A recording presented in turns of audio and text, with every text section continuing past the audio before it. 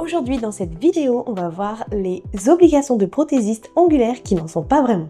Quand on débute dans la prothésie ongulaire, on entend de tout et n'importe quoi. Tu dois avoir un CAP, avoir une formation certifiée. Tu dois déclarer ceci, tu dois afficher ceci, tu dois absolument utiliser telle ou telle marque. Le problème, c'est qu'à force d'entendre ces affirmations, beaucoup de prothésistes ongulaires finissent par croire que ce sont des obligations légales, alors que ce ne sont pas forcément le cas, et elles se retrouvent totalement perdues. Donc aujourd'hui, on va faire le tri entre les vraies obligations du métier et celles qui n'existent tout simplement pas. Attention toutefois, cette vidéo est basée sur la réglementation française au moment de sa publication et ne remplace pas les informations officielles de l'administration française. Surtout, pense à t'abonner si tu veux des vidéos sans langue de bois sur le métier de prothésiste ongulaire.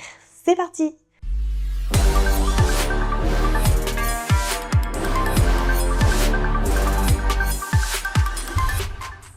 Premier mythe, il faut obligatoirement avoir un CAP esthétique. C'est probablement le plus gros mythe du métier. En France, l'activité de prothésiste ongulaire seule n'est pas soumise à l'obligation de détenir un CAP esthétique. Tu peux donc légalement exercer la prothésie ongulaire sans CAP, à condition bien sûr de respecter le cadre légal de ton activité. Attention, je ne dis pas qu'une formation n'est pas utile, je dis simplement que ce n'est pas une obligation légale pour poser du gel ou du semi-permanent. Le deuxième mythe, il faut obligatoirement un compte professionnel. C'est un très bon exemple de fausse obligation, il faut obligatoirement un compte bancaire professionnel. Eh bien non, pas forcément. Sache que pour une micro-entreprise, la loi n'impose pas obligatoirement un compte professionnel au sens de compte pro et qui est souvent très cher par les banques. Ce qui est fortement recommandé par contre, c'est plutôt d'avoir un compte dédié à ton activité. Cela signifie que ce compte peut être un compte en ligne, mais il peut aussi être un simple compte courant séparé si la banque l'autorise selon ses conditions. Et pourquoi on pense tous que c'est obligatoire? Moi la première, je pensais que c'était obligatoire d'avoir un compte pro avec ma banque. C'est parce que les banques et certains créateurs de contenu confondent souvent compte dédié et compte professionnel. Le troisième mythe, il faut avoir suivi 15 formations avant de recevoir ta première cliente. Heureusement, non.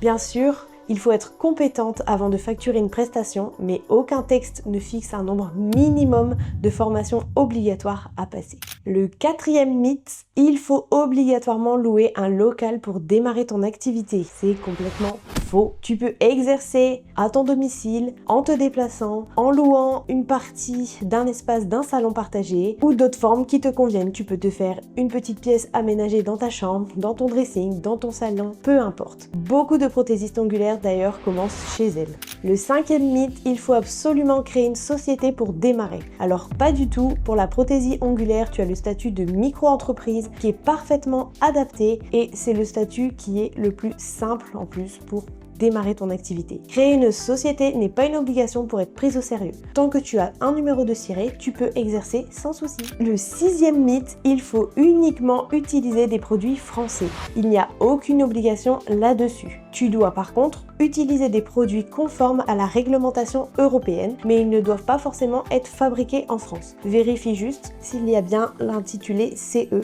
cela veut dire conformité européenne. Le septième mythe, il faut avoir le matériel le plus cher pour être professionnel. Alors ça, pas du tout, c'est vraiment une question de marketing.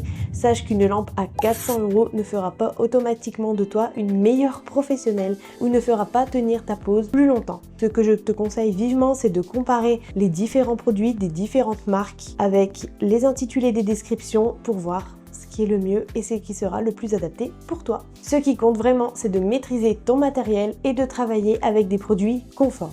Le huitième mythe est celui que j'entends très souvent, c'est il faut travailler 6 jours sur 7 pour réussir. C'est une croyance qui est très répandue dans l'entrepreneuriat. C'est vrai que certaines prothésistes ongulaires travaillent énormément et d'autres choisissent un équilibre différent et vivent très bien de leur activité. Ce n'est pas une obligation professionnelle mais plutôt un choix personnel. Avec mes élèves, ce que j'aime bien faire, c'est faire un petit calcul en fonction de ce qu'elles souhaitent atteindre comme revenu en tant que prothésiste ongulaire. Donc admettons que j'ai une élève qui souhaite en plus de son salaire gagner 500 € par mois. Donc on va dire qu'une cliente c'est en moyenne 40 €, ce qui lui fait 13 clientes par mois. On divise le chiffre 13 par 4 car vous avez 4 semaines dans un mois et Si elle a que le week-end pour exercer, elle peut très bien faire ses 3 clientes le samedi matin, le samedi après-midi, le dimanche ou un soir dans la semaine, 2 soirs dans la semaine, 3 soirs dans la semaine, vraiment comme elle en a envie. Après, si une cliente veut vivre de son activité,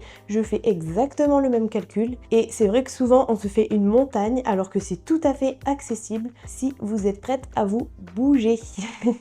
Le 9e mythe, il faut accepter toutes les clientes. Non, vous n'êtes pas obligé d'accepter tout le monde. Tu peux tout à fait refuser une prestation dans certaines situations. Un ongle malade, des problèmes de santé apparents, une demande qui n'est pas réalisable pour toi, un manque de respect, retard excessif. Tu n'es pas du tout obligé d'accepter toutes les demandes. Et je vous encourage vivement, si vous êtes mal à l'aise avec une cliente, qu'elle vous manque de respect, à ne plus prendre cette cliente en rendez-vous.